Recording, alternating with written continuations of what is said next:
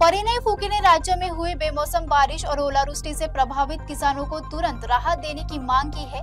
विधानसभा के budget सत्र में point of information के माध्यम से उन्होंने फसल नुकसान का शीघ्र सर्वे कर आर्थिक सहायता जल्द घोषित करने की सरकार से अपील की। माननीय सभापती महोदय, राज्यात झालेल्या अवकाळी पावसामुळे आणि गारपिटीमुळे बाधित शेतकऱ्यांना तात्कालिक मदत आणि पीक नुकसानचे पंचनामे ताबडतोब करण्याकरता हा पॉइंट ऑफ इन्फॉर्मेशन मी मांडलेला आहे। संपूर्ण विदर्भ, मराठवाडा आणि पश्चिम महाराष्ट्रात काही भागात सोमवारी झालेल्या जोरदार अवकाळी पावसामुळे आणि गारपिटीमुळे रब्बी हंगामातील भरलेली हरभरा असणे, ज्वारी असणार, गहू असणार, बाजरी असणार, कापूस असणार आणि करडई हे पीक पूर्णपणे आडवी होऊन शेतकऱ्यांचं प्रचंड नुकसान झालेलं आहे।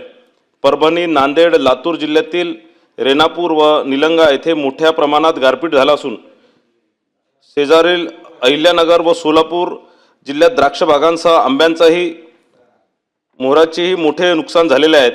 यवतमाळ जिल्ह्यात वीज पडून एक मजुराचा मृत्यू झाल्याची दुर्दैवी घटना घडलेली असून हवामान विभागाने विदर्भात पुढील 3 दिवस येलो अलर्ट जारी केल्यामुळे शेतकऱ्यांच्या चिंतेत अधिक भर पडलेला आहे।